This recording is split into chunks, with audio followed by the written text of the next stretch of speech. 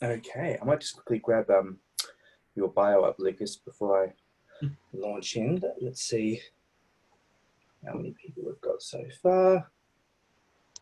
Oh, terrific. All right, we've got people joining already. We've got about 11, 12 participants. Okay, in that case, we might kick off. Thank you, everyone, for joining us, and an extra special thanks to our guest today, who is joining us from the United States at what is essentially, I think, 6 a.m. Ohio time, which is an obscenely early hour. So our extra special thanks to him. For those who didn't catch our first couple of webinars, my name's Lachlan McCall. I'm convener of the Young Economists Network here at the Economic Society of Australia's ACT branch. We've been running a number of seminars throughout the lockdown, generally built around the theme of what every young economist should know about X. So we're covering a lot of the heterodox schools of thought to begin with, and then we'll be moving to various other topics.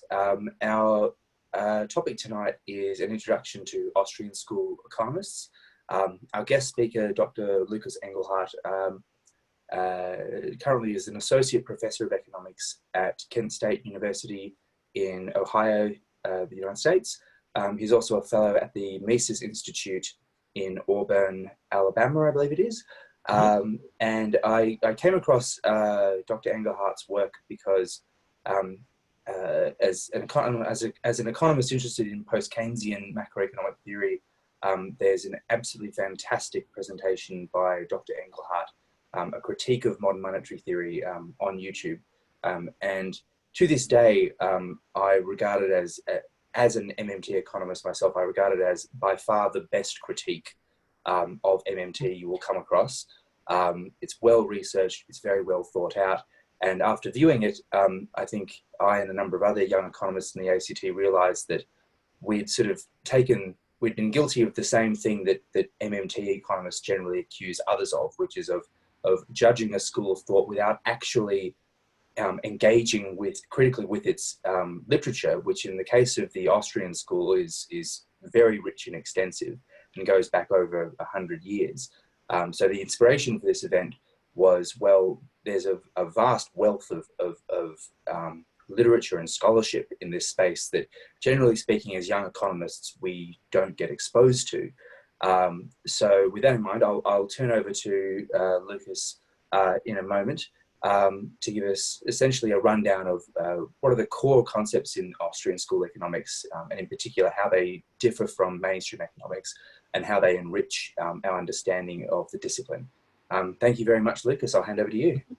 All right. Well, yeah. First, thank you very much for having me.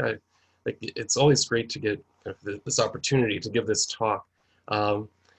And like you said, I think one of the problems that we have coming in from kind of a somewhat more heterodox perspective is that it's kind of hard to get a fair hearing.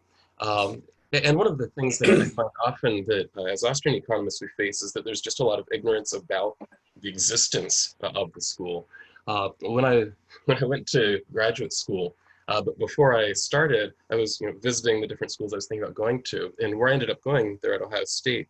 I visited, and the director of graduate studies knew that I was interested in Austrian economics, but the entire time I was there for the visit, he called it Australian economics. And that's my closest connection to Australia, actually.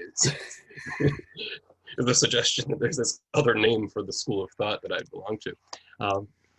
Right, so it's just because he didn't know, right? And I think that that's really what a lot of kind of those of us from a more heterodox perspective is kind of the first barrier that we face, is that people just don't know that the school even exists, let alone knowing what it's all about, right? So my hope then today, right, is to share a little bit about kind of what should we know about the Austrian school, its contributions, how does it differ from a more mainstream approach. Okay, so let's see if I can get this working. There we go. So the approach that I'm taking with this talk is that I'm really looking at it from a history of thought sort of perspective. I think it's fair to say that one of the distinctives of Austrian economics is that we tend to be much more interested in the history of thought than you'll find in most of the mainstream.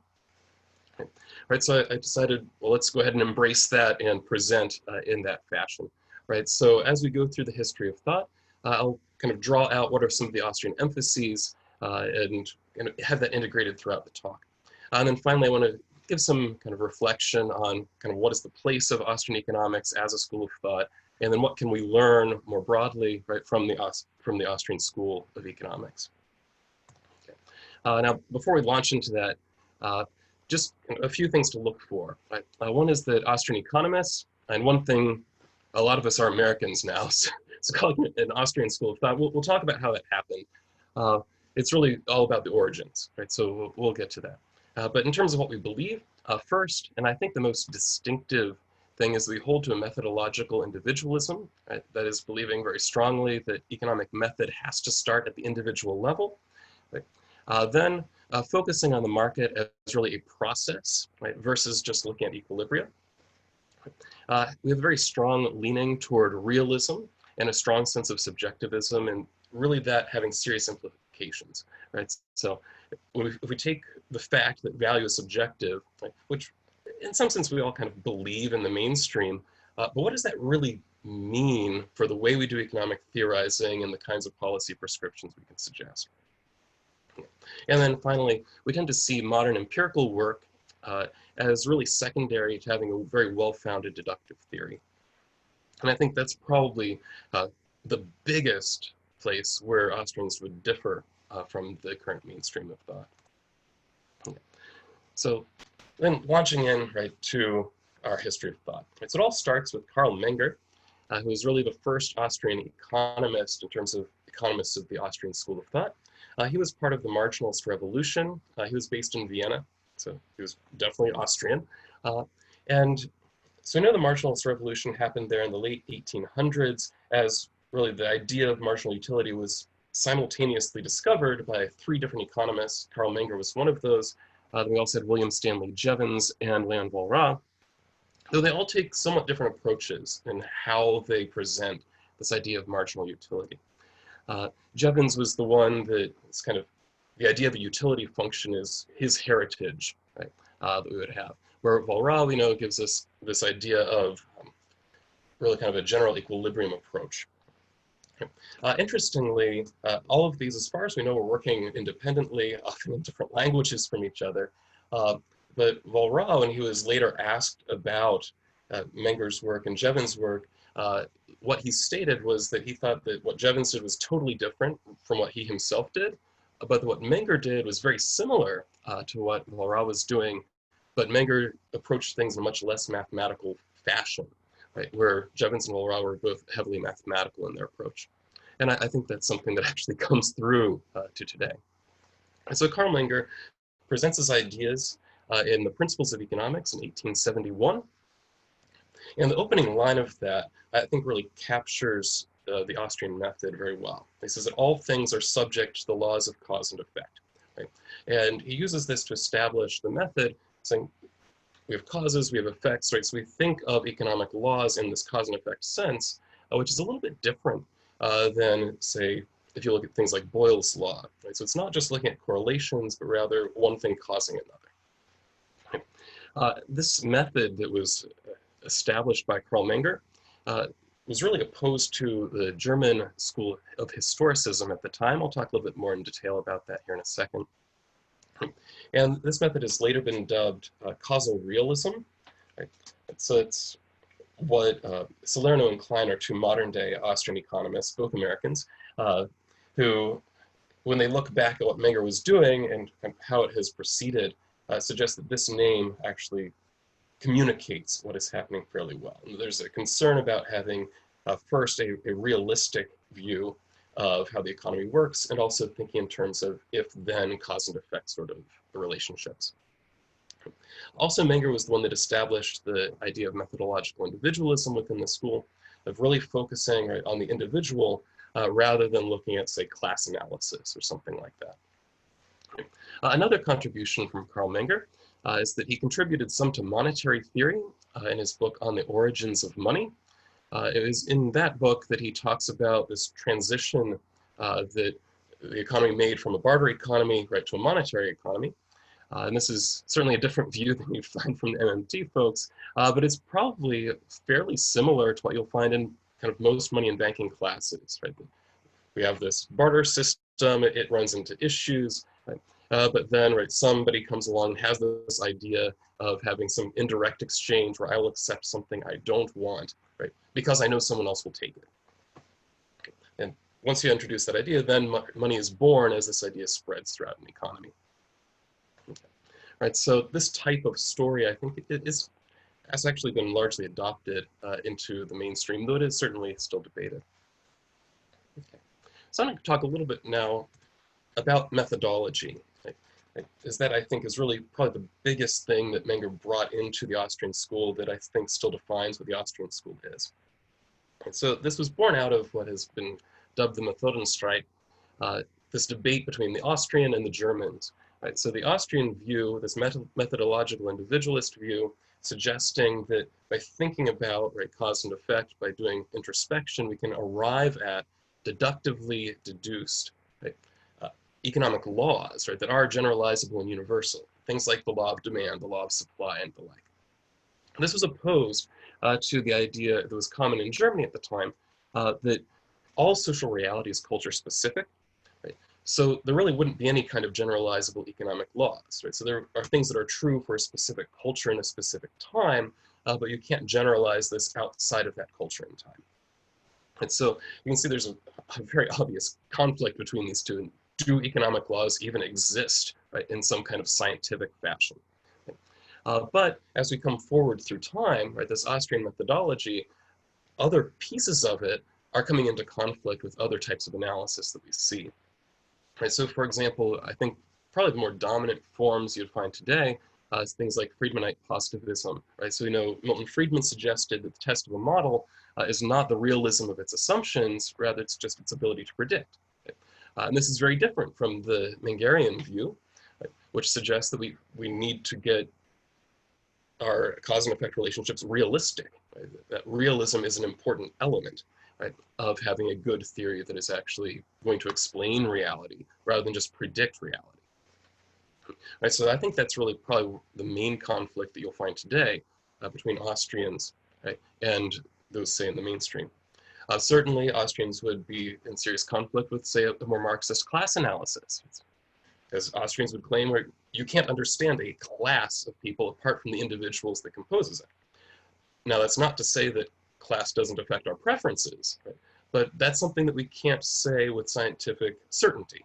Right? After all, how someone will choose to define themselves is really up to them. It's a subjective choice. It would be the idea coming from Austrians, suggesting then that class analysis is not the most useful way to approach things. And then finally, looking at kind of the Keynesian approach, where Keynes brought in this idea of aggregating, right, the economy. Naturally, methodological individualism would be against the idea that we can think about things in terms of extremely broad aggregates. You have to start at the individual level. And it was actually because of this, that same visit when I was visiting Ohio State, where they suggested I was interested in Australian economics. I was talking to one of the people that taught the history of thought there. And I said, yeah, I'm interested in Austrian economics and macroeconomics specifically.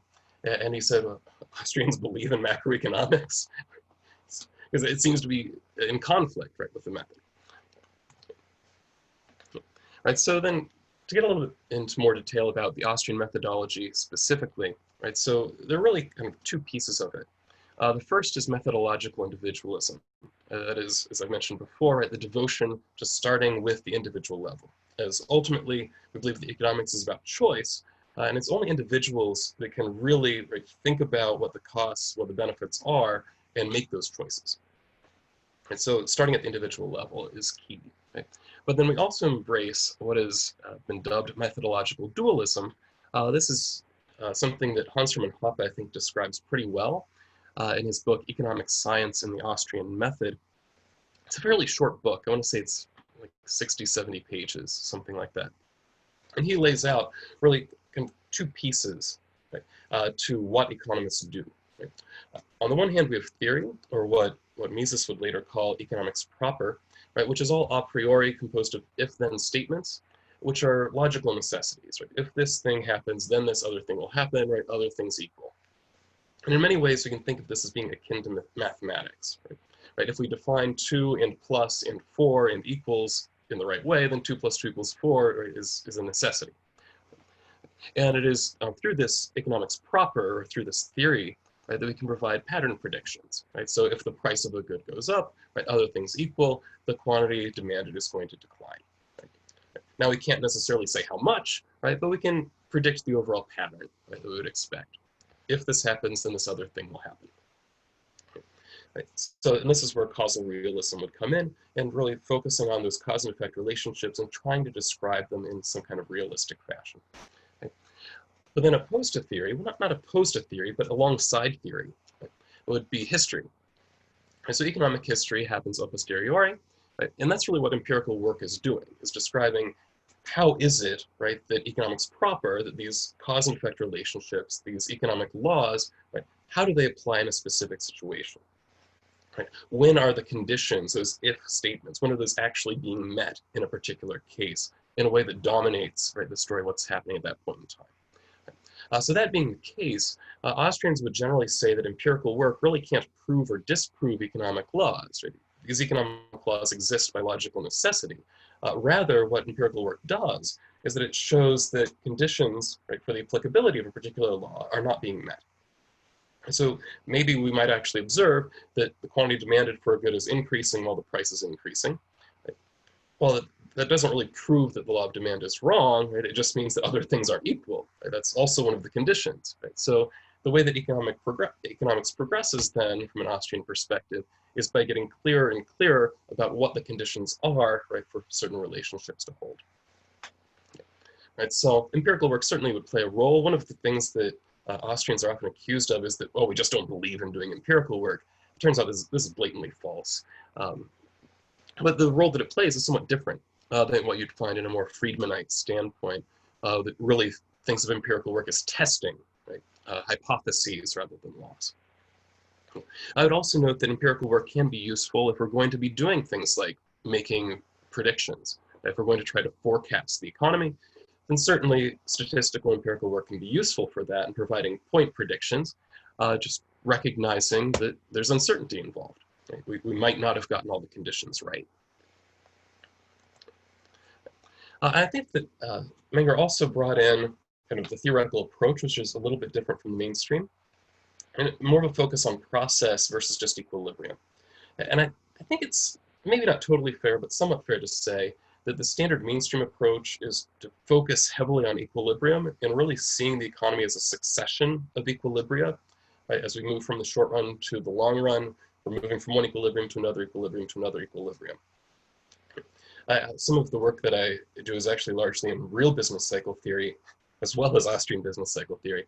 And I think it's fair to say that those real business cycle theory models are really just about one equilibrium following another. Right, over time, and equilibrium is just moving around. Right? And this is a bit different from what Austrians would do. Right? Austrians would, I think, for the most part, accept that there may be, right, some kind of state of rest we might think of as an equilibrium, but that a lot of what we need to do is describe, right, how do we get there. Right? So why should I care about equilibrium? Why do I know that we're actually going to end up there at some point? And so Austrians would focus a lot of time, say when I teach principles level microeconomics, I spend a lot of time talking about, say, when we're outside of equilibrium. So if we have a shortage of a good, or if we have a surplus of a good, right, how does that resolve? Right? And I think that that's an emphasis, right, that Austrians would place. And because of kind of de-emphasizing the significance of equilibrium, we tend to see mathematical methods getting minimized. Right? After all, math does very well showing us where those equilibria are, whether they exist, whether there's more than one of them, these types of things. But it doesn't necessarily do as well getting us to the process of how we get there. And that's where we need more reasoning about economic behavior and human behavior. So now let's move then, right? So we have Carl Menger establishing us, especially with the method, right? Moving then to the second generation, which was really dominated by two main thinkers, right? Friedrich von Mises and Eugen von Bauwerk. These two, they actually knew each other fairly well. They were both students of Menger. They were good friends, basically lifelong friends, and also brother-in-laws. So they were actually related to each other. So when we look at this generation, and what were the main concerns? Right? One of the big things that came out from both of these thinkers was the idea of imputation theory and the role that interest plays. Right? Imputation was really kind of von Mises' big focus, but you can see this idea of imputation also in von Bavarick. Now, what is imputation? This is not a term we use much in modern economics, but I think we would probably recognize it. And what they were looking at is how is it that factors of production are priced? Okay, and the story that they tell, it turns out, is very similar to kind of the derived demand story that we might tell in a principles level class, right? So it's largely about what is the contribution of a particular factor, right? So what is that marginal value product, right? Marginal revenue product, these types of things. Right? So this was really kind of a lot of what the focus was at this point in time, right? Thinking about how do we get from the value of the final good, where it's fairly obvious where that would come from. People have a demand for the goods, they place value on it, right? So how do we move from that value, right, backward, right, to the value that we would place on factors? And this is really just a consequence of the marginalist revolution, right? Really bringing, right, the idea of marginal utility and that direct valuation of consumption goods, right, to the fore, right? And moving away from kind of the cost of production methods that we had gotten from the classicals. Von Mises also, another big thing that he did, he made significant contributions to terminology. Right? So this term opportunity cost, I don't think that's a specifically Austrian term. Similarly, marginal utility. Both of these are translations of terms that von Mises came up with. Right? So it was in his writing that these terms got introduced. Okay. Another thing that these two were also known for was their opposition to Marxism. Von Bavarick specifically, one of his biggest work was Capital and Interest, where he was looking at different interest theories and how we could connect, right, interest with capital. And he was the one that introduced the idea of time preference. Right? So that beta that I put into all of my macroeconomic models largely came from von Bavarick's thought. Though that naturally came into the English-speaking world largely through Fisher. Yeah. But another thing that he did, though, he wrote a book called Marx and the Close of His System, right, in which he laid out what he thought was a contradiction between volume 1 of Marx's Capital and volume 3 of Marx's Capital. Right? So that was part of the big debate that was happening at this time was, how do interest and capital relate? How do these connect, right, to the way the economy works, really? And so there we see that opposition to Marxism really starting in this generation with von Mises and von Bavarick. So I want to talk a little bit about capital theory at this point, since von Bavarick was so heavily involved with that. Right, so the idea of Austrian capital theory is that it's all built on the concept of stages of production. Right, and this was an idea that was introduced by Menger. Menger talked about in his writings what he called orders of goods. So you have goods of what he called the first order. Those would be consumer goods, right? So the first order because they're the ones that directly provide, right, utility to consumers. And so we have a sense of satisfaction, well-being, right, when we consume these goods. Right? But then we have the goods of higher orders, which was the term that he used for capital goods. Right? And these higher order goods are not just kind of in a blob, right, sitting just above consumer goods, but rather, right, are arranged in a very specific fashion throughout time. Right? So you'd have goods of the second order, which are those that are very closely related to consumer goods. Right? So I think about, say, for example, the shelves that are in any kind of retail store. Right? This is certainly a form of capital good, but they're very closely connected, right, with the consumer goods. And then we have goods of the third order would be a step behind that. Right? So I think about, say, all of the resources used in transportation to get goods from the manufacturer to retail locations. Right? And then we have goods of the fourth order, right, would be another step back. And we step back through time, right, all the way to the highest order of goods, right, would be things like natural resources. Right, so this idea from Menger, right, was further developed by von Bavarick, who introduced the kind of this terminology of stages of production and tied capital theory with interest theory. And this also came forward through Hayek and also through Roger Garrison. I have some references here. Right? So I like to talk about capital theory some, mostly because I think that's one of the big differences you see between how the mainstream treats capital today and how Austrians treat capital. Right? Right? Austrians are very interested in things like supply chains and that sort of thing, where I think I've done it enough kind of standard macroeconomics. Right? Capital is K. It's kind of this fuzzy thing. We know that it's important, right? But we don't really think about going inside of that box. Right? We're very influenced by Frank Knight in that regard. Okay. Right, so thinking in terms of stages of production, this is where when we started shutting things down because of COVID-19, and this was one of the first things that came to my mind was, oh, great, right? Now we're going to be losing all of these supply chains. Even if we do have some businesses that can shut down for a couple months and then restart without much problem, it doesn't mean that their suppliers can do that, which means we might have problems if anywhere in that chain of production, somebody doesn't have an easy time restarting, then the economy is going to have a hard time restarting. And that's the kind of insight you get if you think about things in this Austrian fashion in terms of capital theory.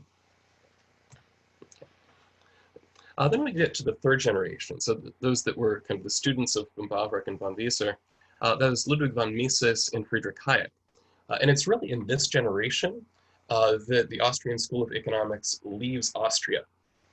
And so both Mises and Hayek, right, were of Austrian descent. They were from Austria, but they were there right around the time that the Nazis were taking over and moving their way right down from Germany into Austria. And so both of them had to flee Austria, and they ended up going to different locations at first. Hayek going to the London School of Economics, and von Mises coming to the United States, where unfortunately he didn't speak much English, right? So he had a very hard time kind of integrating with kind of American society at first, so it took some time. But he did end up at New York University, where he gave seminars and continued with teaching there. And so it's really kind of that point where Austrian economics moved out of Austria to the English-speaking world. Okay. And now the big contributions we get from von Mises and from Hayek, I think are really kind of in four areas. One would be further development of monetary theory. Secondly would be business cycle theory. These are things that both, right, Mises and Hayek wrote about. And then also this idea of economic calculation and the significance of economic calculation, I think is something that's very important, and that connects then with the role that prices play. And so let's look a little bit at these.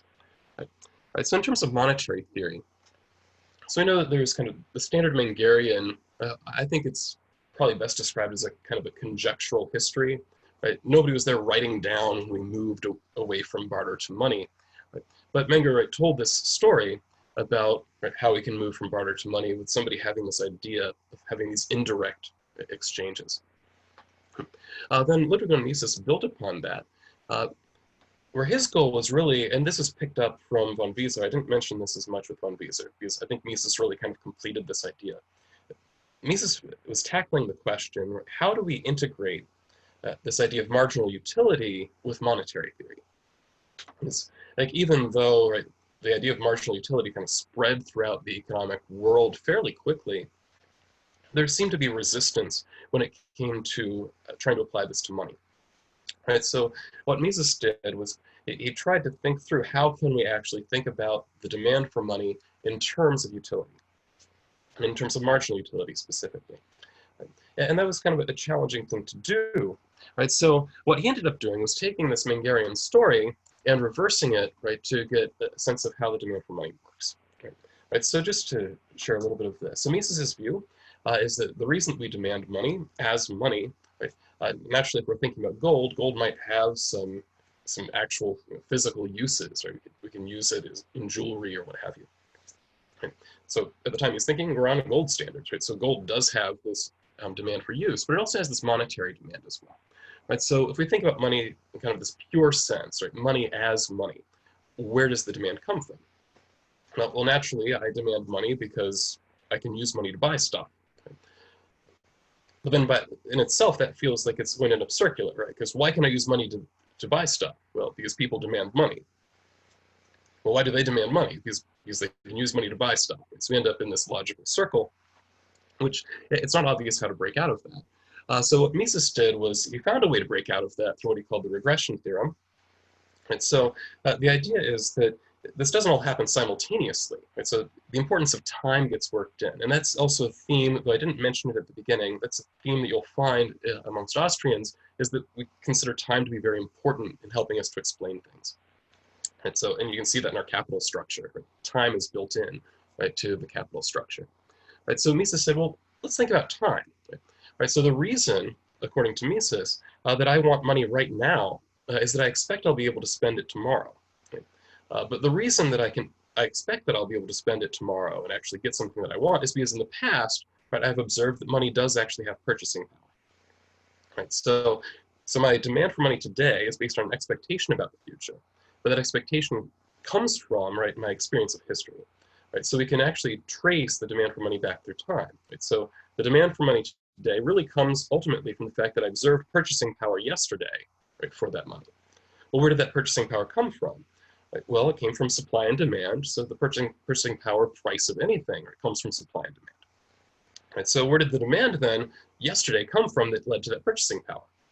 Well, same argument applies. Right? So there's a demand, right, for that particular money, right, because people expected, right, they would be able to, right, spend that money the next day. Right? They had that expectation that was based on their observation of the previous day. Right? So what we end up having is that our demand for money at time t, right, is based on our observation of prices at time t minus 1. Right? That price is based on demand at time t minus 1, which is based on observations from time t minus 2, and so on. Right? Now, this doesn't necessarily help because it feels like now we just have an infinite regress. Right? So instead of going in a circle, right, where I want money because I can spend it, and I can spend it because people want money, and now I want money because I saw people spend it yesterday, and they wanted it yesterday because they saw people spend it the day before that, and we just go backward infinitely. And this is where the Mengerian story then breaks in to break that cycle. Right? So Mises would make the argument then that from this, right, it then follows that there must have been some point, right, at which money had some kind of value that was not connected to its monetary use. Right? So according to Mises, that then means that for money to arise, or for any medium of exchange to arise, it has to have had some kind of value, right, as a commodity, some kind of direct use value that would have established a value in exchange in a barter system that then people could draw from when they start using that same commodity in a monetary use. And so that's the regression theorem kind of in brief. And that was a big contribution that came from Mises and kind of breaking that infinite regress, breaking that circular reasoning. And then today, you find that Austrian economists are considering things like, when we look at cryptocurrencies, things like Bitcoin, right, where we see these things rising as a medium of exchange. So the question then is, like, does Mises's regression theorem apply? Do we actually see where Bitcoin had some kind of commodity use, like, where it wasn't immediately being used as a medium of exchange? It's kind of an interesting question to think about. And certainly there is debate in Austrian circles about exactly how this has worked. Also coming from Mises and Hayek was the Austrian business cycle theory. One of the big reasons that Hayek got the Nobel Prize. I think it's fair to say that Hayek is probably the best known Austrian economist because he got a Nobel Prize. So the Austrian theory of the business cycle is really, it's a monetary theory of what, specifically boom-bust cycle. Right? So to really boil this way down. So the basic theory goes like this, right? That is that we start with a boom, right? The boom is fed, right, by credit expansion in the banking system. And nowadays that's largely fueled by central banks, right, that are providing, right, additional money into the banking system, which then gets lent out. Okay. And this process of credit expansion creates a sort of discoordination, right, in markets, in that it does two things simultaneously. One is that it tends to suppress interest rates, right? And when we suppress interest rates, what that tends to do is create a bias, right, in the types of investments we're making. So it's not just that we're making more investments, which would be kind of the Keynesian way of thinking of it. So it's not just that investment is going up, we're making specific types of investments. Specifically, we're looking at those long-range investments. And you can really get to the logic here fairly quickly if we think about, say, present value calculations, right? We know that if something is a very long-term investment, then interest rates have a huge impact, right, on the value of those investments. And that is exactly what we tend to see. So if we work that then into the capital structure, what that means is that we're going to see lots of investment in those upper orders of goods, right? Or in these early stages of production. Right? So we'll see lots of, say, exploration for natural resources, or we'll see additional mining, that type of thing. There are lots of investment in those areas specifically. But another thing that happens when we have this credit expansion and interest rates get pushed down as a result, right, is that we tend to see overconsumption. Right? So people go out and want to consume more. After all, right, when you decrease interest rates, now it doesn't make as much sense for us to save. You're not paying me as much to save, right? So I want to consume more. But now we know consumption is all about this first order goods. Right? So this is the way that Roger Garrison, who's a modern Austrian, has described this, and that structure of production gets pulled in both directions. So on the one hand, right, we have this pull toward the early stages. On the other hand, we have a pull toward the late stages. And that creates this discoordination, and that we're going to end up eventually coming to the point where we don't have enough stuff for people to consume, so inflation is going to take off. Right? And we're going to find that we actually have a lack of demand on the other side, right? For all those natural resources we're producing, there just isn't enough capital in those intermediate stages to pay for that. So we're going to find business failures there. Right? So that's the kind of result we're going to end up with. And now in time, it tends not to play out quite exactly that way. One of these hits faster than the other. Right? But that's the discoordination that we have kind of sown the seeds of, right, through credit expansion. So ultimately, this has to work itself out, and that's when the bust comes in. Right? That is, we've discovered our errors. We've found that no, in fact, we don't have enough resources for us to continue to increase consumption over time. Right? No, we don't, in fact, have enough demand for all these natural resources we've been investing in. So we have to readjust. Right? So really, the bust is very much a correction, right, in the Austrian business cycle approach. But the problem is that this correction is something that takes some time to work out, and it's going to result in real losses. Because capital, it turns out, is not something that is just this general K that we can easily move, right, from one area to another. Right? If we have invested in building an oil well and that oil is not worth anything, right, we have lost real resources, right, building that oil well that now we're not going to be operating. Right? So there are actually real losses from having these business cycles happen. Right? So you'll find that Austrians are generally very cautious about any kind of expansionary monetary policy, would generally be opposed to it, precisely because we're worried about that waste, right, that happens through the business cycle. Also, contributions from Mises and Hayek, right, talking about economic calculation and its connection with socialism. So Mises and Hayek both came out as critics of kind of the Marxian view of socialism. So I want to describe Mises's view, and then we'll talk about Hayek's view, which is similar, but slight difference in emphasis. And so what Mises really pointed out was the importance of prices, right, with any kind of economic planning. Right, so if I'm an entrepreneur and I'm thinking about my business, right, naturally I want to think about whether it's going to make a profit. Right? Well, for me to determine that, right, I have to know what prices look like. I have to have some expectation about what prices are going to be. And Mises suggests that this is actually extremely important in solving the question of how do we decide what to produce, and not what to produce, but also how we produce it. Right? So if I decide that I want to produce shirts or something like that, there's more than one way I can do it. Right? I can do it in a very capital-intensive fashion, where we have lots of machinery, relatively few workers working that machinery. Right? Or I could go the opposite approach, right? Have things basically being hand-sewn. Right, so very labor-intensive, fairly capital light. It's not immediately obvious, looking at these two options, which is better. It depends on the specific circumstances we're in. Right, so if I happen to be in a very labor-rich country that's also capital poor, then it makes sense for us to use lots of labor. Right? On the other hand, if I'm in a capital-rich country that doesn't have a very large population, probably makes sense to go the more capital-intensive approach. And what Mises would point out is that when you look at these two economies, like wages, for example, are going to be much higher in that economy where you have lots of capital but few workers. On the other hand, they'll be much lower in that economy where you have lots of workers but relatively little capital. And so wages, being a form of cost, right, will tell the entrepreneurs which type of approach they should take. Right? So this decision about how to produce things is going to boil down ultimately to cost accounting, right? Which is the least costly method for me to produce a particular good. Right? So what Mises then did was take this solution to a problem, making a decision of how to produce things, and applied it to a problem we have under socialism. And that what Mises suggests is that under the Marxian view of how socialism works, right, the central planner, or the government, or whomever, right, controls all of the factors of production. Right? Well, if you control all of the factors of production, then there isn't any exchange in those factors. And prices require exchange. You have to have supply and demand, right, to establish a price. And so Mises would point out, you can't have real prices, right, if there is no exchange happening. Right? So central planning would eliminate then any real prices for the factors of production, right? Which then means you can't do cost accounting anymore. And so Mises actually says that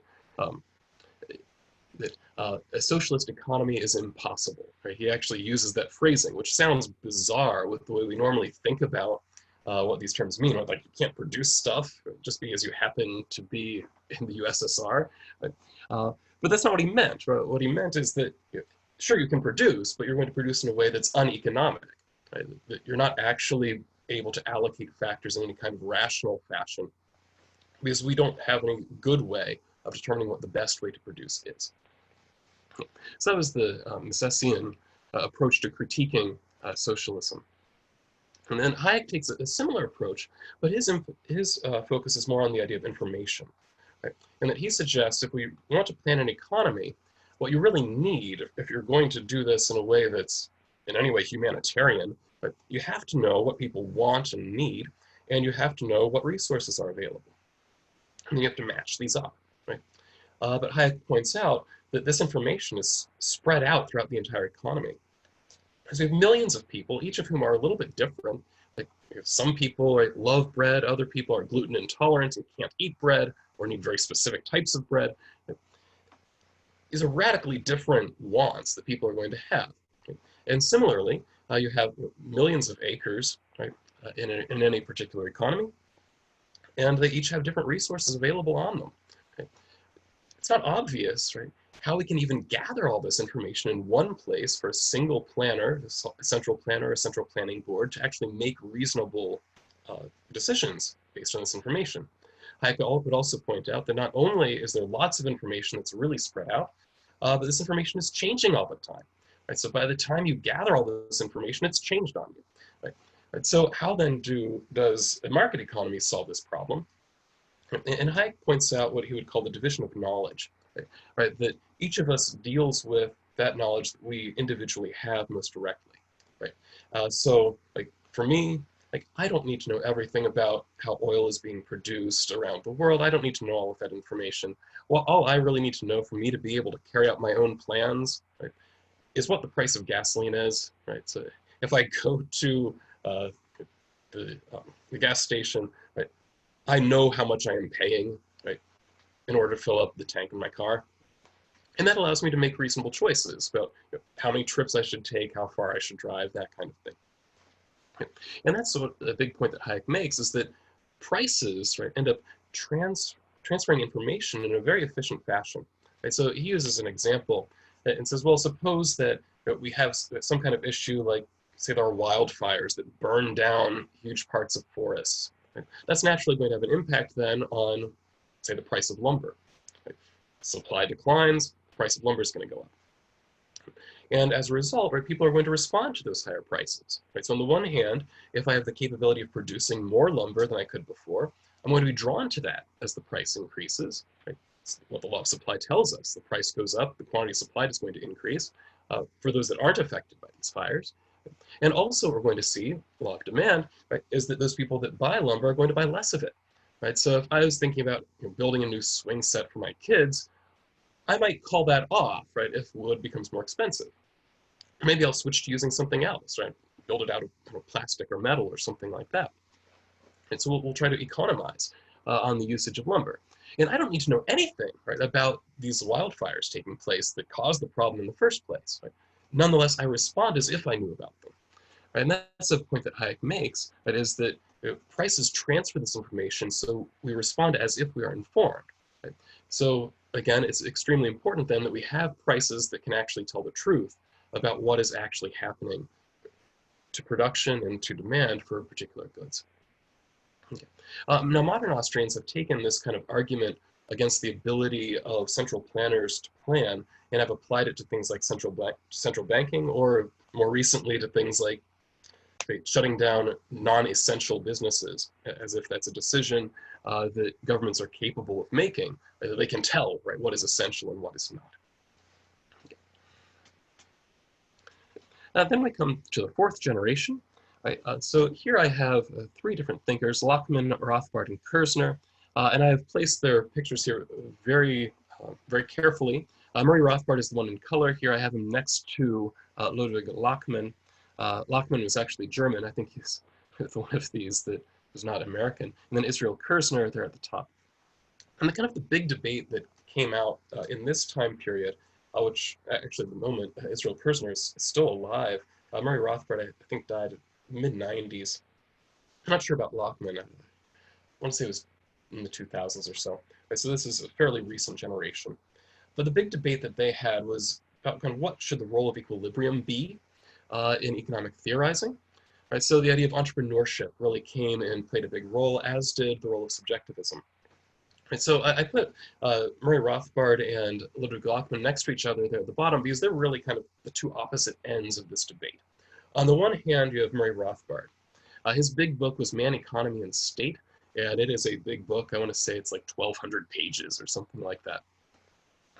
And when you read through his analysis, much of it, right, feels very mainstream. Right? He has kind of odd stories at the beginning about making ham sandwiches, which is kind of an odd illustration, but he's talking about using resources to satisfy wants. When you get to a supply and demand analysis, he has this weird way of getting to demand, but supply and demand act very much like we're used to in the mainstream setting. Right?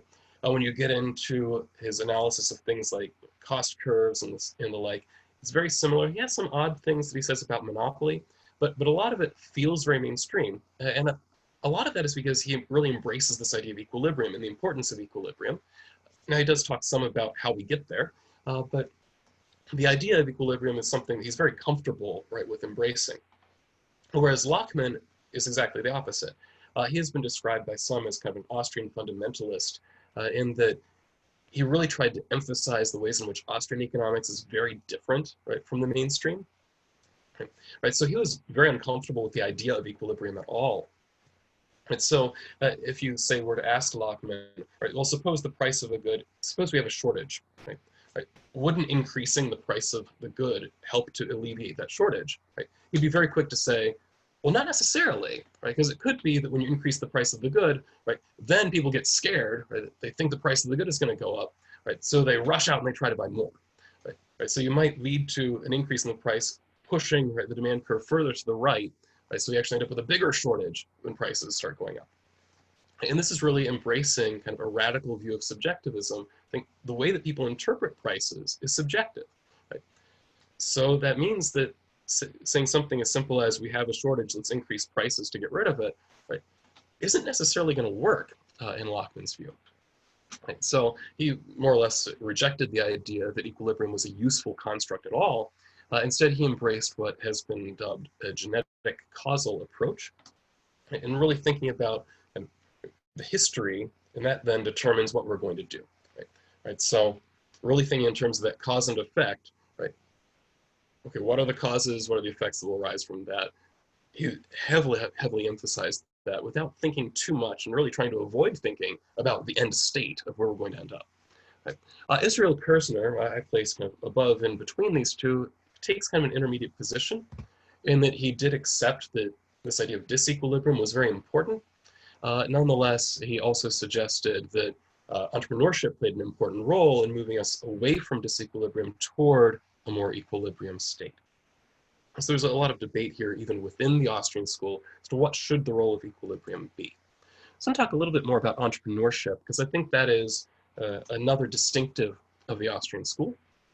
It's really the strong emphasis, right, that Austrians place on the central role of the entrepreneur. Now, first, we define entrepreneur very, very broadly. And anybody making decisions right, under uncertainty, we consider to be an entrepreneur in some sense, right? So by this definition, anytime you buy a non-durable good, anytime you buy a durable good, right, a consumer is being an entrepreneur, right? And you have expectations about what your usage of that good is going to be over time, right?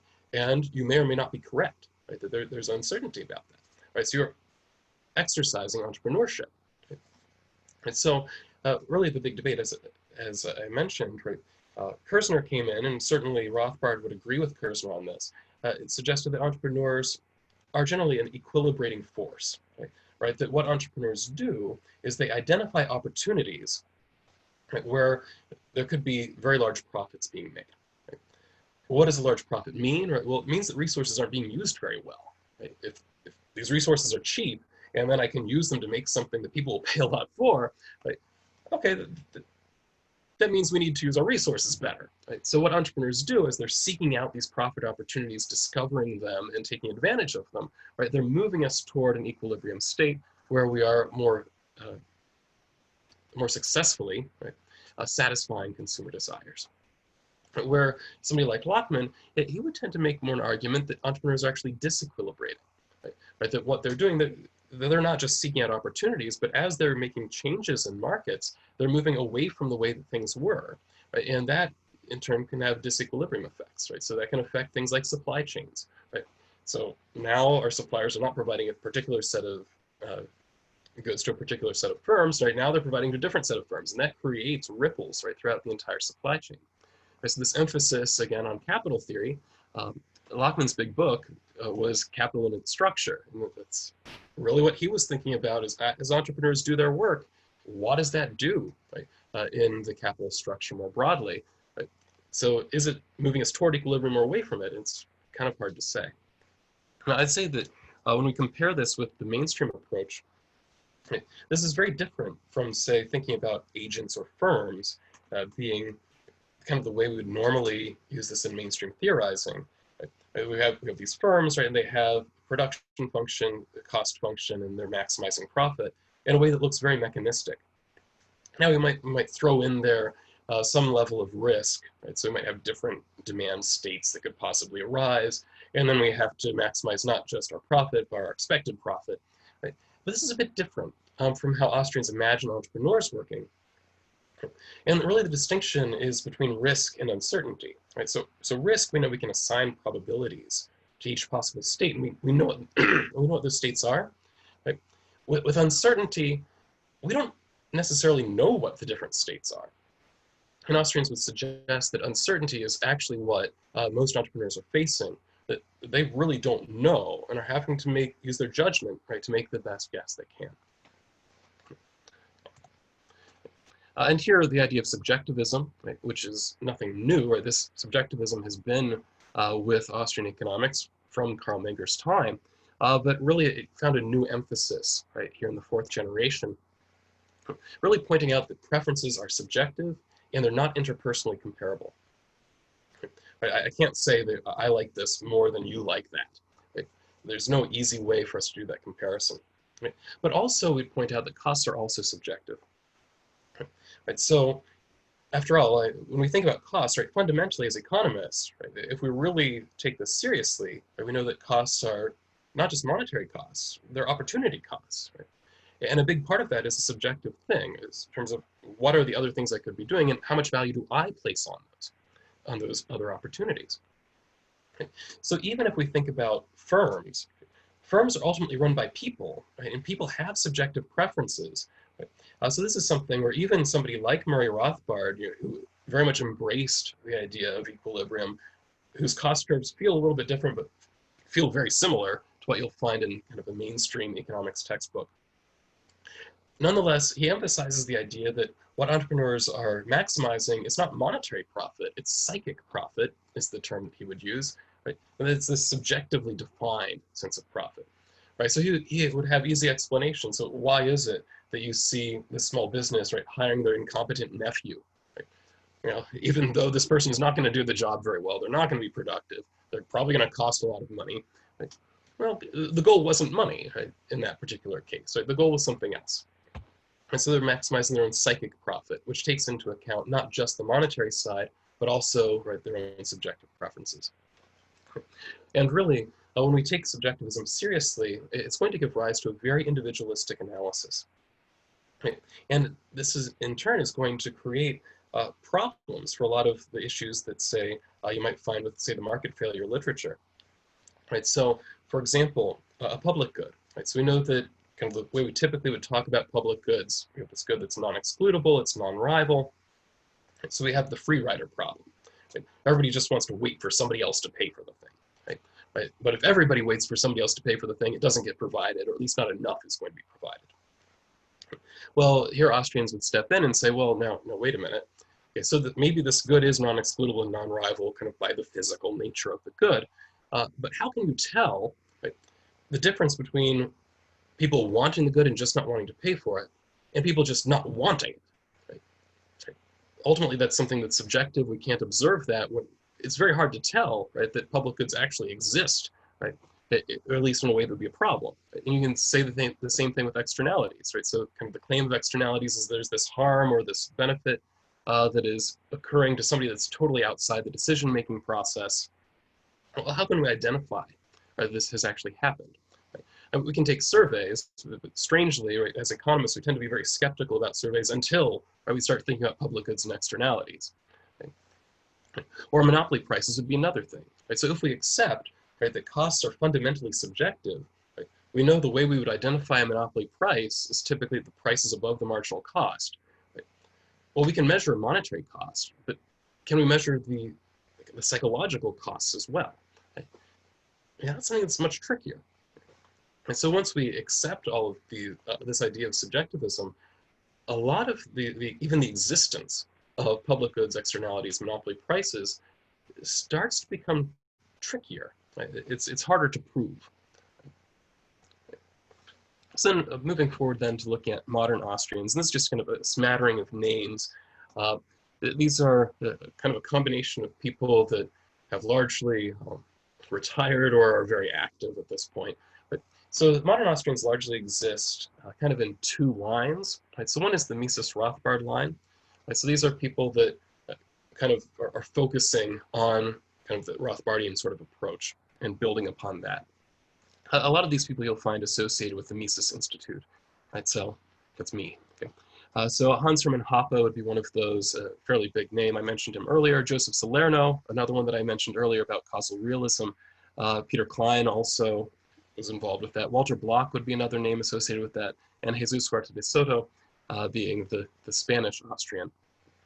Yeah. Then in the Hayek line, it's kind of a different line of thought. That'd be connected with George Mason University, also somewhat with New York University and with Cato. So these institutions are much more connected with kind of the tradition of Friedrich Hayek. So Peter Boettke would be, I think, one of the biggest names there, Steve Horwitz, Roger Garrison. And when you look at these two lines, they do take somewhat different approaches. They haven't always gotten along very well in recent years, but nonetheless, we do kind of share a common history and a lot of common emphases. Okay. So we take somewhat different approaches, especially along that debate about what's the role of equilibrium and how much can we work equilibrium into the analysis.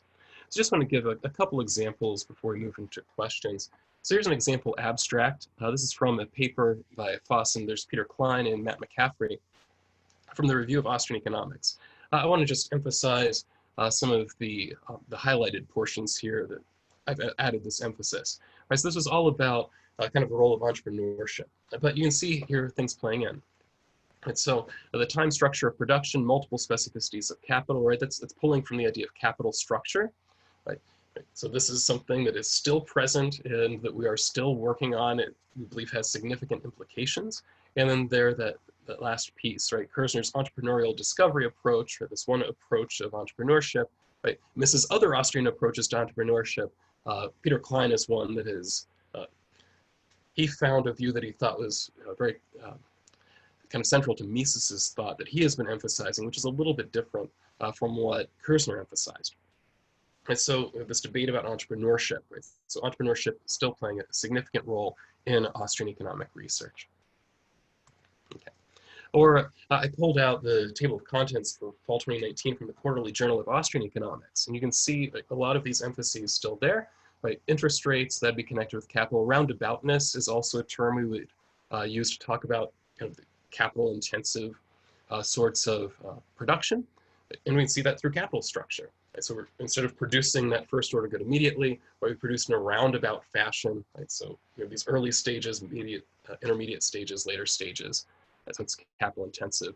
And then connecting that with business cycles. And it's an empirical study. Right? Or here we have talk about monetary policy. Right? So we have the Mises-Hayek sort of emphasis still there. The importance of coordination being part of the business cycle theory, and kind of this idea of an emergent order. Right? So that division of knowledge and prices, right, providing right order and information, right, comes through as well. Business cycles again, and then this idea of economic freedom. This is something that I kind of slid past. One of the big things that Murray Rothbard did, right? You look at Murray Rothbard's bibliography, he has written an enormous amount of stuff, and I think it's because Austrians, probably more than most in the mainstream, have a greater tendency to be generalists. Right? So if you say, well, what did Hayek write about? Right? Well, Hayek wrote about political theory, he wrote about neuroscience, right? He wrote about monetary theory, he wrote about business cycles. He's kind of writing about lots of different stuff. And that's also true, it turned out, of Murray Rothbard. A lot of, I think, his more significant work was in economic history, but he also had these theoretical treatises as well. And he also contributed a lot to libertarian theory, right? So I think it's really largely up to Rothbard that tied, right, Austrian economics to kind of a libertarian, more of a libertarian approach, where you didn't see that nearly as much with people like von Mises, for example. And I think it's fair to say that in kind of modern times, Austrian economics and libertarianism are very closely connected, certainly probably more than many schools of thought would be. So just as kind of some concluding thoughts, so one question would be, is Austrian economics heterodox? After all, a lot of what I talked about, right, we embrace supply and demand, right? We embrace marginal utility, that kind of thing. Right, so it's the economist's favorite answer. Well, it depends, right? What do you mean by heterodox? And so if you look at the Journal of Economic Literature, they say yes. Right?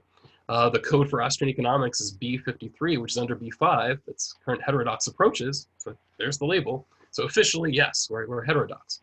But at the same time, we have lots of common ground with the mainstream. Right? We embrace marginalism. We embrace basically the same price theory. Individualist approach, the idea of micro foundations for macro, is not something that's outside the mainstream. Right? In fact, in many ways, we probably have more in common with the mainstream than we do with other heterodox schools. Specifically, when you think about, say, the feminists or Marxists, right? They take a radically different approach than what the Austrians are mainstream with. So it tends to be whether we're in the heterodox or not depends on who you ask. If you ask the Marxists, they'll say, "Nah, they're just neoclassicals. They don't like math." Right?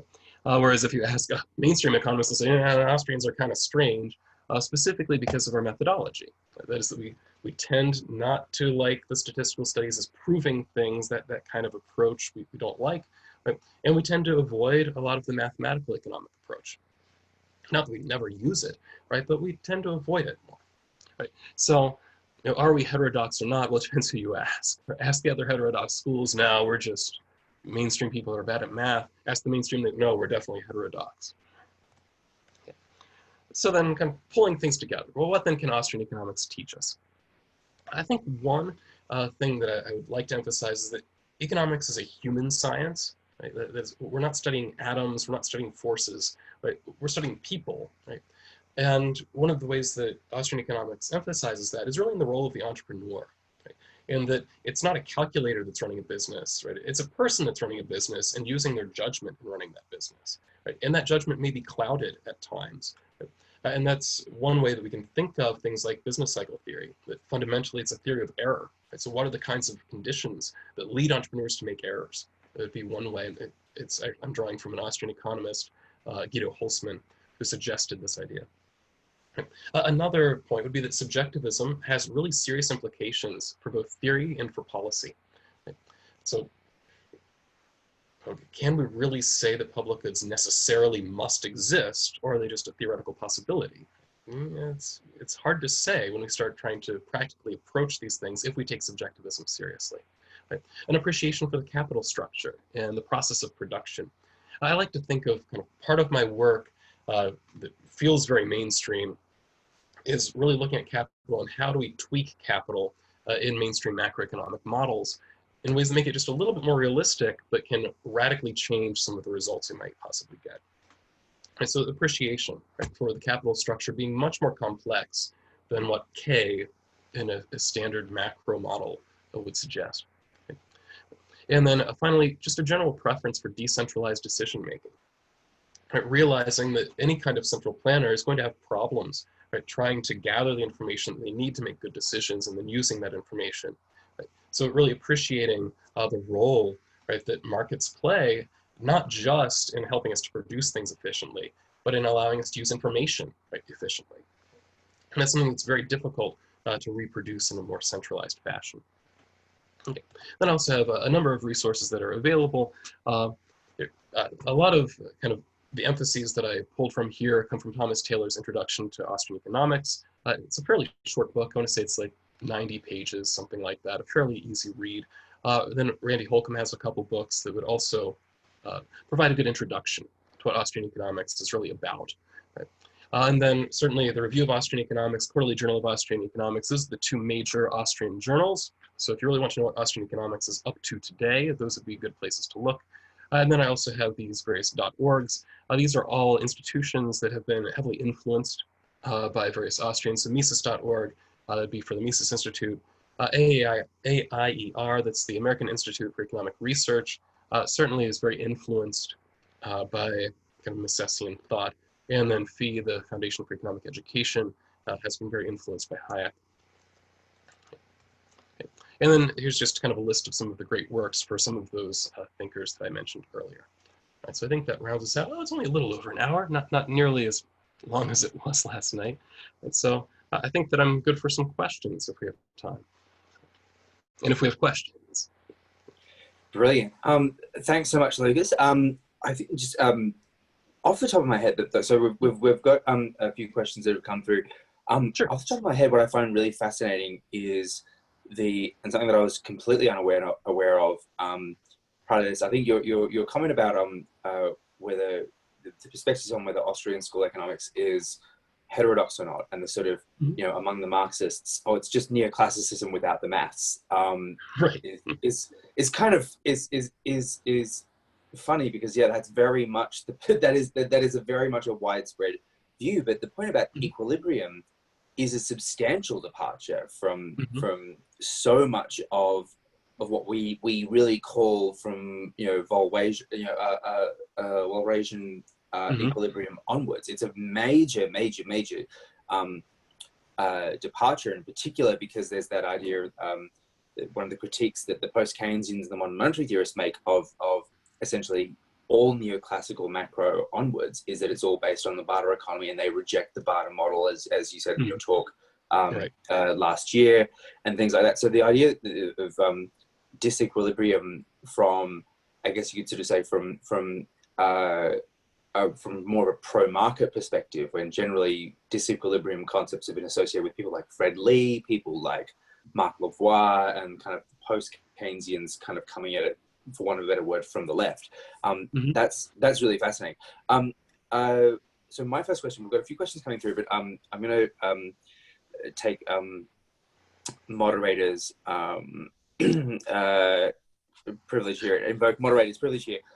What's the Austrian perspective on full employment? I mean, both in a positivist sense, how Austrians would define full employment. Obviously, really from the monetarists onwards, we had a redefinition of full employment around the Nehru and the NRU and things like that. Obviously, Austrian School Economics predates a lot of the monetarists and things like that. And there is this general, particularly I've noticed on the left, there's generally this kind of like, the Austrians and Friedman and the monetarists, they're all the same. It's like, well, no, they're not actually. Like Friedman may have written, Friedman wrote a foreword to The Road to Serfdom, but actually on across a number of fronts, really, there's some really fascinating differences between your freshwater Chicago school types and the Austrians. So in terms of full employment, I guess what would be the the positive approaches in what is full employment. Is it a Nehru? Is it something like that? Or is it kind of the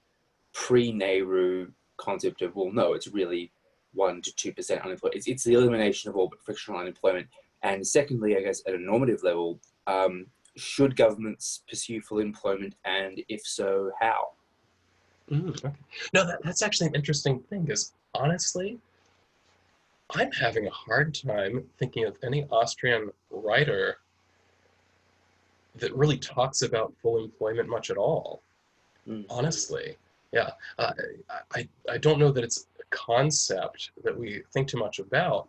Apart from saying that, like, I'd say that those that are kind of more in the Rothbard line would tend to say that what we really need to do is make sure that we have as few restrictions on employment as possible, right? So get rid of things like occupational licensing and that kind of thing. Sure. So eliminate that as much as possible, and also make sure we don't have restrictions on wages, right? And then it's just a matter of time, right? Let the market find the equilibrium wherever it is, right? So I think that that's probably the approach that you'd find Austrians take. It's really much more microeconomic in terms of what does full employment look like. Well, it's the labor market is in equilibrium. Right? So we don't have a surplus of labor. We've allowed the wage to fall to where it needed to. Yeah. Now, when it comes to, so certainly it would be very different from, say, the Keynesian concept of full employment, which is certainly a bit different, right? And certainly not in any way connected with the Nehru. Right? Actually, Austrians largely, I think because of our kind of methodological individualism, we tend to be very critical of things like, does a price index even mean anything? Right. Right. So I'm very happy. I'm actually going to be teaching principles of macroeconomics here this fall, which I typically don't. But I love the section where we start criticizing the different price indices. Like that's my favorite part to teach, right? Yeah. Not that it tells us nothing, but yeah. Well, because there is a huge amount of I find it fascinating. I've just started reading Benjamin Applebaum's book, The Economist's Hour, and going through the story of the battle between, as he puts it, the ghost of Keynes versus Friedman, and kind of recognizing I think it was Christopher Hitchens who once sort of said about Alan Greenspan being one of Ayn Rand's great sort of disciples, saying, well, the irony that a state-owned central bank is not part of the libertarian project. And Greenspan being there, and then there is a considerable amount of, when for all that Friedman is considered the sort of bête noire of the left, to a large extent, there's kind of, if you really want to take a very strict libertarian approach, a technocrat-run central bank attempting to manipulate the money supply or to manipulate interest rates, et cetera, because obviously post-1982, no one's really tried to manage the money supply except for the Bundesbank up till 1999, because it doesn't really work. But, for all that Friedman was considered this sort of great, bête noire of the left for free market economics, he's really kind of saying, let's take the role of a Keynesian Treasury Department and give it to an unelected central bank and shift from fiscal to monetary policy. It's not a huge... Actually, ideologically, it's not really quite as libertarian at the macro level as we might think. There was a great question that just came through. I also thought it was interesting about thinking about Friedman from a theoretical level, right? Back when I would teach some intermediate macro when I was in graduate school, it was always kind of fun getting to that. And that if you think in terms of ISLM curves, like, really, like, Friedman wasn't throwing out the Keynesian apparatus whatsoever. No. He was just saying the slopes are wrong.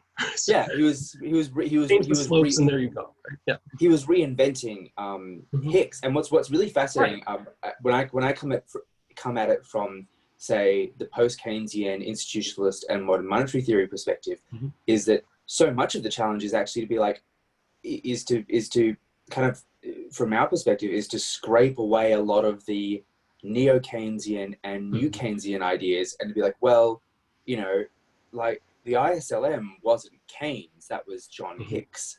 The idea of deficits crowding out is kind of, you'll get progressives saying, this is a Keynesian idea, and say, well, yeah, actually, technically that's true. It is kind of a progressive idea, but it's also, in the case of Japan, not entirely correct. So it's really fascinating. But the whole history of economic thought is really quite fascinating. Someone's Sure. had a question. I have a million questions, but I won't take up all the time. Someone has asked a great question, and it goes to something that I found really fascinating about Hayek, and it's the argument, the idea about Hayek's ideas about kind of an ecosystem of information where prices transmit information is a fascinating concept and a brilliant concept. And I know people like Bill Mitchell have said, "Oh, in a modern digital tech world, we don't have to worry about that quite as much." I fundamentally disagree with that, because I've seen how manual fiscal policy is not actually all that responsive, actually. Someone's asked the question, do you think big data analytics and AI and use of shadow pricing shifts the effectiveness of central planning at all? So how has technology changed the outlook for central planning? Right. No. Okay. I'm glad we got that question, because I get to brag about a paper I wrote. Right. So I'll tell the story behind the paper, and then just talk about what the paper was actually about. Right. So when I was in graduate school at Ohio State, it was a very mainstream program. I didn't mention this. The way that I got into Austrian economics was actually largely by accident. I knew that I wanted to study economics, and when I went to undergrad, I just happened to be somewhere that it's so Austrian that Mises's personal papers are stored there in their library. Right. So it has that Austrian background there at Grove City College. So what I learned was Austrian economics in the undergrad level. But then Ohio State is a very mainstream program as far as that goes. Right. So where was I going with that? Oh, so I was doing some of these computationally intensive models. It was an inventory model, was something that I was working with, just making some modifications to it. Right. And I had a program that was running simulations for me to solve this model. Right? And it ran literally for weeks, right, to come up with a solution for me. Right? And when it was doing that with what I knew was a very simplified model of the economy, I thought exactly about this question, right? Okay, so is it really true, right, that technology can solve this information problem for us, right? Now it's true that we can transfer information across distance much faster, right? But we still have this processing issue, right? So even if I can get all the information in real time, being able to use it is another question. Right? So I wrote this paper. It's called Central Planning's Computation Problem, which was published by the Quarterly Journal of Austrian Economics, and was really inspired by this idea. So I just did the math. I said, well, what if we imagined, right, the economy as being a set of people, each with their own utility functions. So this was not very Austrian of me, having actual math in there. Said, okay, so let's put all this in kind of a standard mathematical model, but look at the right number of people, accept that we're heterogeneous in terms of our preferences, right? And then have a certain number of goods. We're just trying to figure out who gets what, right? Right? How long would it take for us to just do the math to maximize utility, right? And what I found, right, was that if you increase the size of the economy to something like, if we were imagining kind of a worldwide form of central planning, which is what we really need if we're going to maximize utility for society as a whole, right? It becomes, I forget what the amount is. I think it's in the quadrillions of years, right, to actually do the calculation. Right? And that was with the combined processing power of the top 500 supercomputers in the world, right? Right. So even if we solve, right, the transfer of information, the processing of information is still an issue practically. And we know the universe hasn't existed that long, right? So Yep. that's a problem, right? And then in that paper, I went through and said, okay, what if we make this a little bit more realistic? Because in my original calculation, I left out things like when a computer does work, right, we're talking about transferring information back and forth across very small distances, right? But that's a lot of information to transfer, right? And it actually ended up, I believe, in the septillions of years, right? Once you accounted for transfer of information just within the computer itself as it's doing the calculations, right? So I don't think that technology solves that problem. Right? I also did the math for what if we make the jump over to quantum computing. We actually have, it turns out there's fairly good physics behind how fast quantum computers can be, theoretically. Right? And it turns out that also doesn't solve the problem. It's still just an impractical amount of time. Right? Now, Now, we could, though, accept that maybe something like AI would give us an imperfect solution, right? But markets give us an imperfect solution and save our AI for solving other problems. So, yeah, that's kind of the view that I would take to that. Once we start thinking about the opportunity cost of the processing power, like, there might be better things that we can do with that. Yeah, absolutely. Now, someone asked, in terms of using methodological individualism, to what extent has Austrian economics engaged with behavioral economics and psychology more broadly to ensure that its conception of individuals are empirically accurate? Mm-hmm. Well, that's a great question, because that's something where I think there is actually some debate amongst Austrians in terms of what the relationship should be between economics and behavioral economics. I guess between economics proper, I might say, and behavioral economics. Generally speaking, as Austrians would say, we just take preferences as given, right? Right. So we don't really try to get into them in any kind of detail, right? Right. So we would say, well, so what is economics? Or it starts with, right, preferences exist and are in whatever form they happen to be in, right? So it's not that we're necessarily opposed to behavioral economists and what they're doing, right? We just wouldn't consider it economics, right? That it's kind of pre-economics. Right? Now, personally, I think I'm probably more on the side of finding it useful and interesting, right? And that it can actually have implications for us.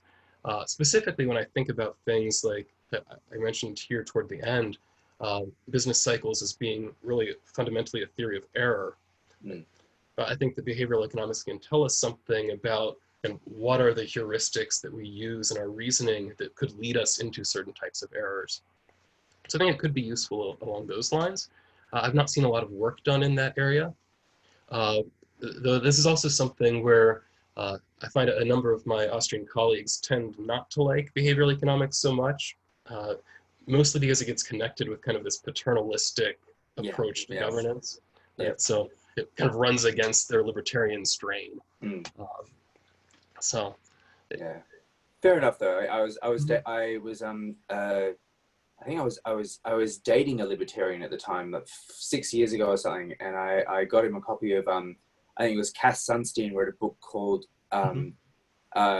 Paternalistic Libertarianism, or maybe it was libertarian. It was libertarian paternalism, and it was the whole and it was the case for nudging.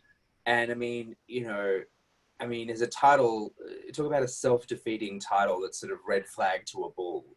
It's kind of like when people talk about it's like if you talk to a Marxist about market socialism, which is a concept, and there is a sub sort of stream of thought on market socialism, but people in 2020 and really for the last several decades who've been attracted to Marxism have been attracted to it because it's anti-market. Right.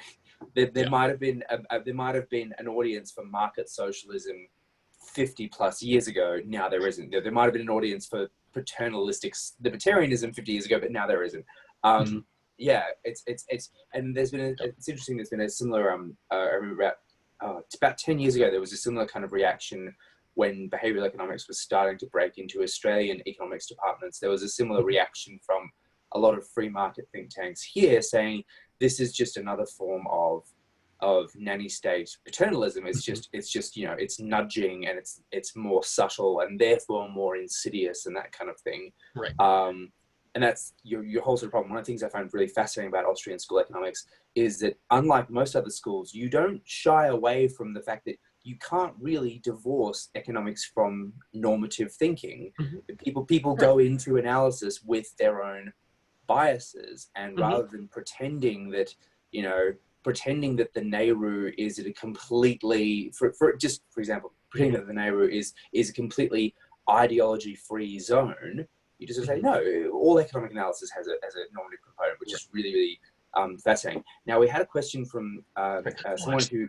No, there's something else I just thought of connected to that question, right? And some of what you're saying here. One thing that I think I've seen Austrians point out, there's one guy in particular named Mario Rizzo, who's at New York University. He may have retired, but he was kind of a student of Kerzner. One thing that he pointed out in connection with behavioral economics, right, is that Austrians take a very different approach to the idea of rationality compared to the mainstream. right? So when you look at the mainstream approach to rationality, it's very restrictive, right? To the point where if you actually like list out all the restrictions, we all see that people don't satisfy it whatsoever, Yeah. right? Yeah. Where kind of in the line of Mises, what rationality means is just that you do things for a reason, right? Right. Of course, I do things for reasons, right? I know you do things for reasons, most likely, right? So in that sense, once you start using this term rationality, right, and say, oh, people are irrational, right, that carries with it this huge normative baggage, right? So then Yeah. you start seeing people like Cass Sunstein saying, well, the problem is that people's preferences are wrong in some fashion. Yeah.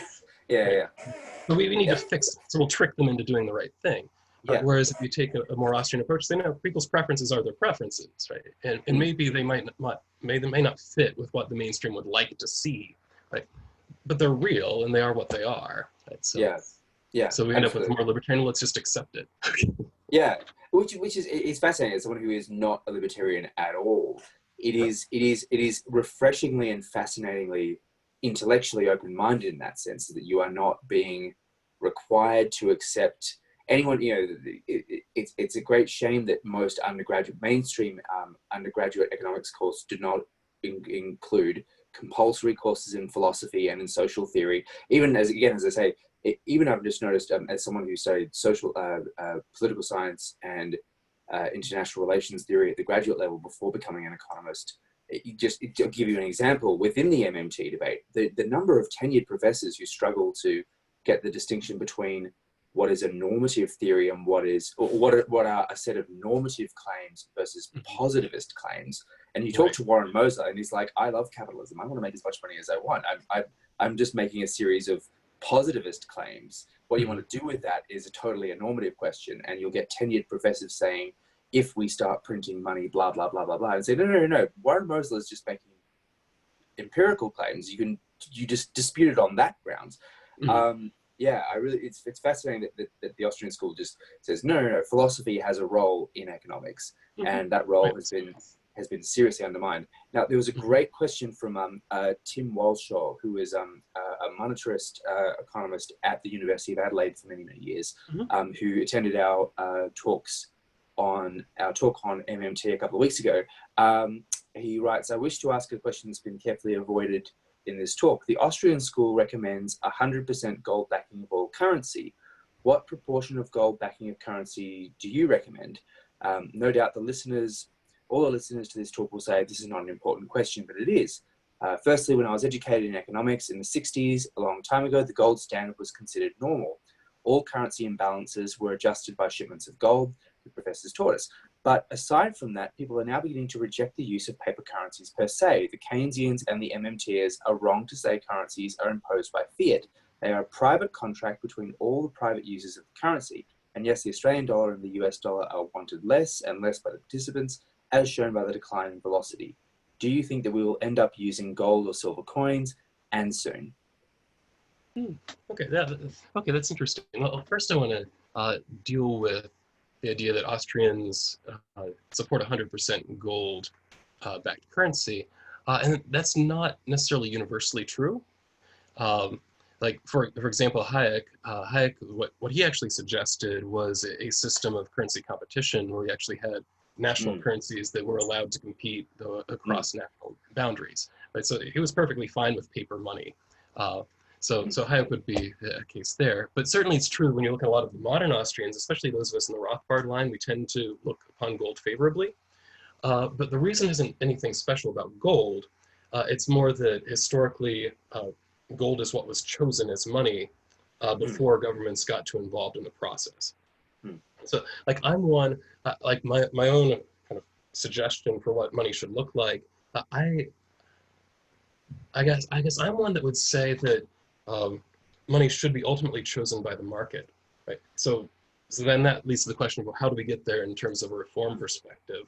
I think that the Hayekian approach I like, right? That really the big thing that governments should do is open up their currencies to competition. Because one thing that we know from the U.S. is that we have definitely, we have very clear cases, right, where the government has stepped in and stopped people from trying to produce their own competing currencies. You could look into the history of the Liberty dollar being one example. the guy that produced the silver-backed The currency. the guy with the ponytail with the Hayek in his copies of Hayek in his car boot. Yeah, Yeah, yep, it's yep, yep, fascinating that stuff. guy. Yeah, Yeah, yeah, yeah, he was an interesting person, certainly. yeah. Uh, but I find kind of the political response to him was extremely interesting, right? Mm, And that mm, it's like they considered him a threat of some kind. mm, Whereas I'm one, I'd say, let's open it up, right? Let people use whatever they wish, right? mm, And it might be that they want to move away from these kind of nationalized paper currencies toward other things, right? So we might see more usage of things like Bitcoin or these cryptocurrencies, possibly. We mm, might see people adopting more gold or platinum or what have you. I mm, don't actually have any particular thing that I think should be money in any mm, kind of normative sense. mm, Um, or rather, I'd say we should let people use what they wish, right? mm. And just open up the freedom for that, right? Which Well, I would remember. really boil down to let's repeal legal tender laws that require people to take whatever the national currency Mm. happens to be, and then allow people to produce competing currencies. Well, I remember the point you made in your talk on MMT that, well, you know, the government of, I think it was Oklahoma, allowed people to pay their taxes in Bitcoin, Mm, and you know, and that is really kind of the point is chartalism and neo-chartalism are, you know, that they to a large extent there is this kind of process of bringing the discipline up to the point of, well, okay, what does monopoly currency issuance actually mean, and what does the imposition of in Australia's case at least hundreds of billions of dollars worth of legal liabilities that are only denominated in that same currency. It's kind of, in many ways it is a basic kind of, and this is where I understand the frustration of people like Stephanie Kelton, although she's very diplomatic and very good at masking it, and people like Randall Wray and Bill Mitchell, they're kind of saying, for God's sake, we're really just talking about monopoly here. Like what does monopoly issuance of the currency mean? What does the ability to impose demand for that currency mean? And you know, it's kind of course it means this, it means that, it means that there's not a solvency constraint and so on. But the fascinating question that's not covered is the normative question: is should that be the system we have? And that's generally assumed. That is generally speaking assumed by most modern monetary theorists. Is that, well, look, we've spent so long in the trenches trying to convince people that this is how empirically the system already works, and we're only just starting to get to that point anyway. That the next question, and the obvious to me, the obvious question is, well, okay, should that be the way things work? Is something that really, besides the Austrians, not that many people are actually considering that question. We kind of just go, well, we've barely got our heads among the MMT community. It's like, well, we're barely just getting the public around the concept of what currency monopoly actually means and what it, and its possibilities in a policy space, to then go and consider what happens if you say, well, actually, no, you can pay your taxes in Bitcoin or gold, or, you know, back in the day in bushels of barley, bushels of wheat, head of cattle, and so on.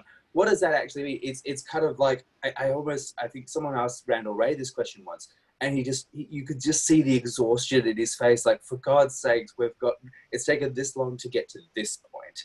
Asking about what we do next is hard enough. I will ask, we're a little over time, and I don't want to keep you. I'll just see if I think we might have here we go. Sorry, we've got a third question through the Q&A section. Does Austrian economics have an explanation for inequality that isn't only individual labor and consumption choices? Well, yes, actually.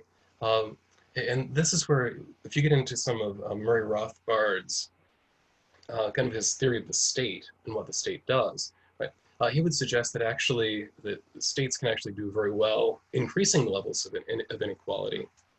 And so certainly I don't think that there's any Austrian that would say that kind of, you know, a natural market would just lead to perfect equality, right? But then when you raise the question of, well, does the government make things more or less equal than it otherwise would be?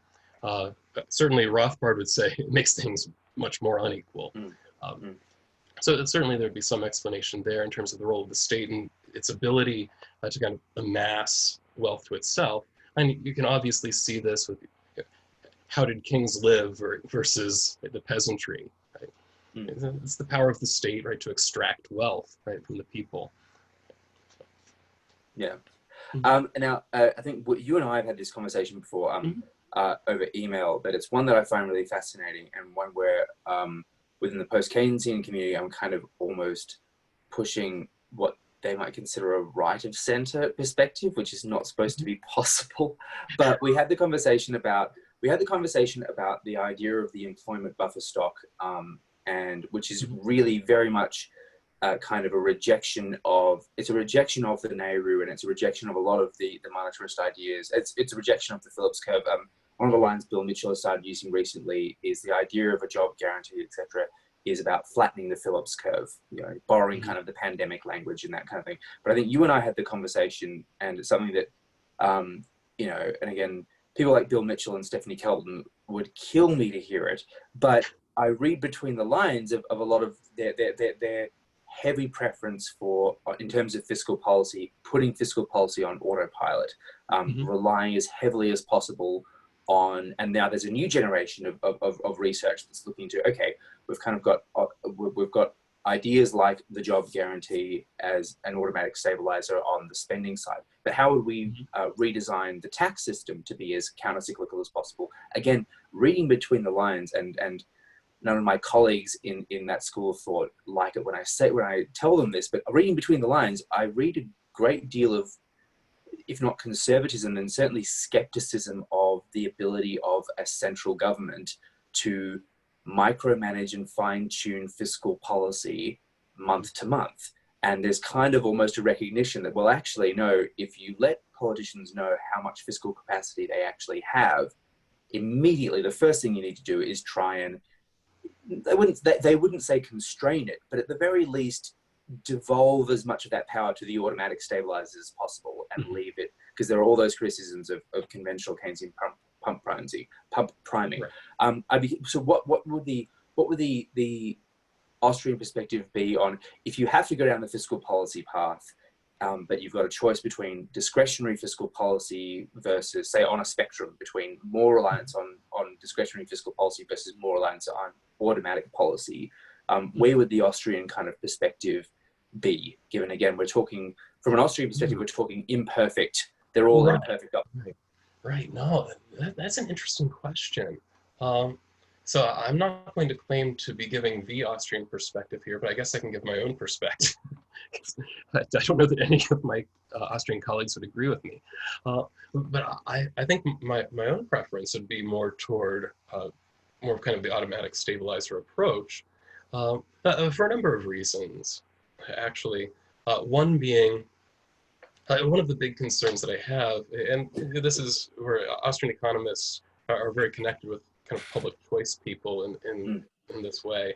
And that, okay, when you give politicians the discretion, well, what are they going to use it for? They're going to go out buying votes, right? Yeah. And there's no way that we would believe this would be economically efficient, right? Right? So they're just going to go out, they're going to buy the votes that they can, right, to try to stay in power. Right? So and I want to try to avoid that kind of system, right? So some kind of more automated, something like a job guarantee, right, I think would probably be a bit better than the purely discretionary approach would. Right? And then, of course, you bring in all of the issues, which on this is, there's nothing particularly Austrian about this, being worried about things like lags and the like, right? Recognition lags and then actually effectiveness lags and so on. Right? So, and that's a Friedman concern. Right? Right? So, I think I would probably borrow from Friedman some on that front.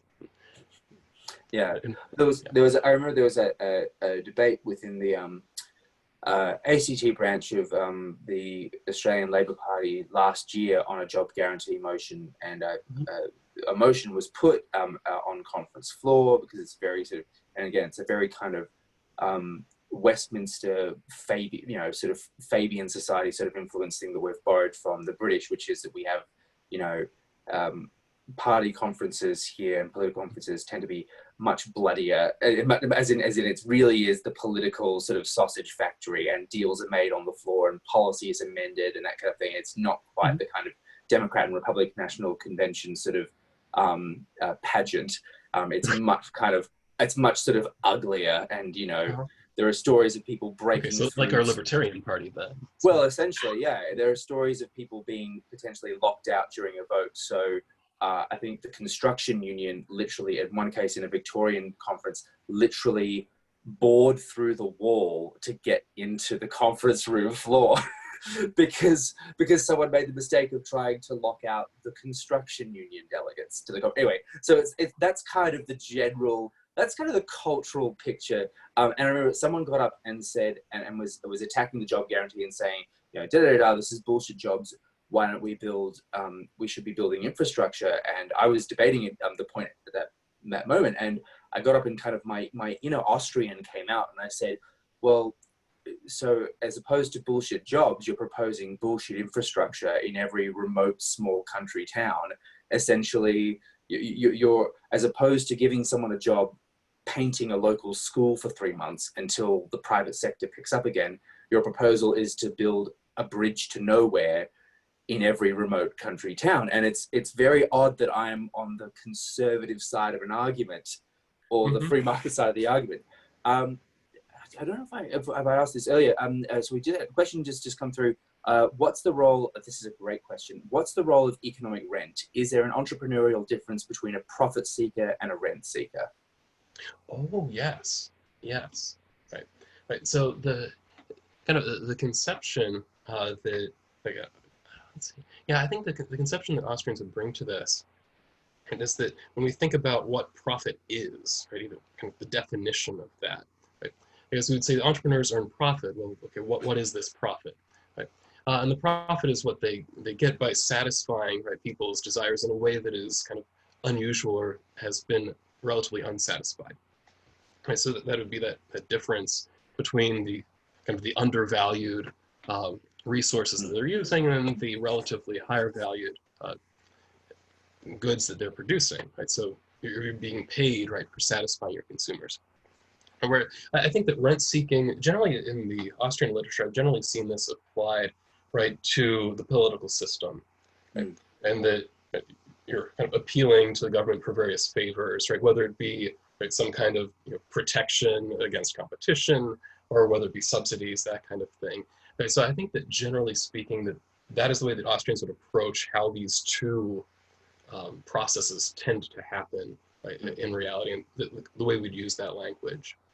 I think I had one more question, because I don't want to keep you for too long. I was going to say, it's one more question. It's not, and I've just realized it's not a simple one at all. I wrote it earlier.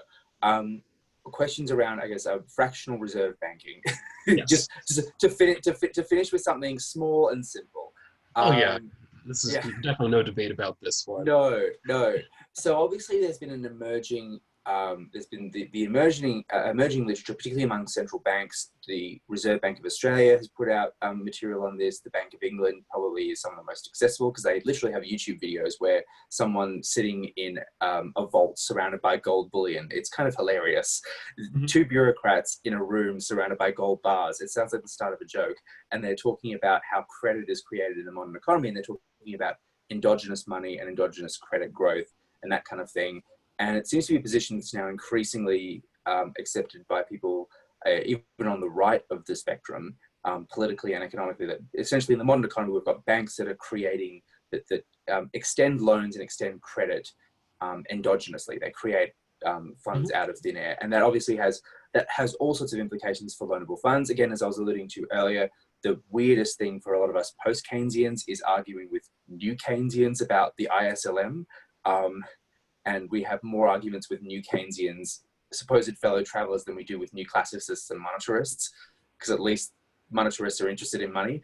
So I guess what's the Austrian take on endogenous money? Do deposits create loans, or do loans create deposits? And if it's the latter, what are some of the implications?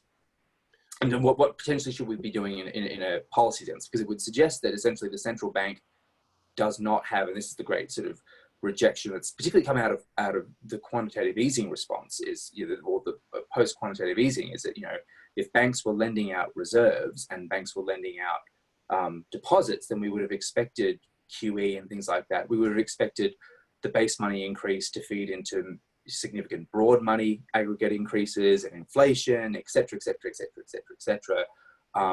And fortunately, at least unlike with the fiat currency debate, at least on endogenous credit, we are moving rapidly to, okay, we understand this is how it works, but is that the system we want? What kind of banking system do we actually want to have? Right. No, I think that, no, okay, yeah, this is not at all an easy question. Sorry. Right. No, it's great. No, now, if you look at, say, the writings of Murray Rothbard and his Mystery of Banking, which is a very readable book, and I think he presents kind of, in my mind, a very standard view, right? In that, okay, it's ultimately everything is right pyramided on top of reserves, right? Right. So I think he would generally take the view that it's kind of deposits that are creating loans, and he treats this in a very automatic fashion with things like money multipliers and the like. Yes. So you can do the math. Okay, so money multiplier is going to be 10 if you have a reserve ratio of 10%, that kind of thing, and nobody's holding cash. But I think that this is something that actually needs to be revisited and revised by Austrian economists. I don't think we've done it yet. Right? And I think that we have kind of within our framework the ability to do it. Just nobody's put the pieces together yet. Right.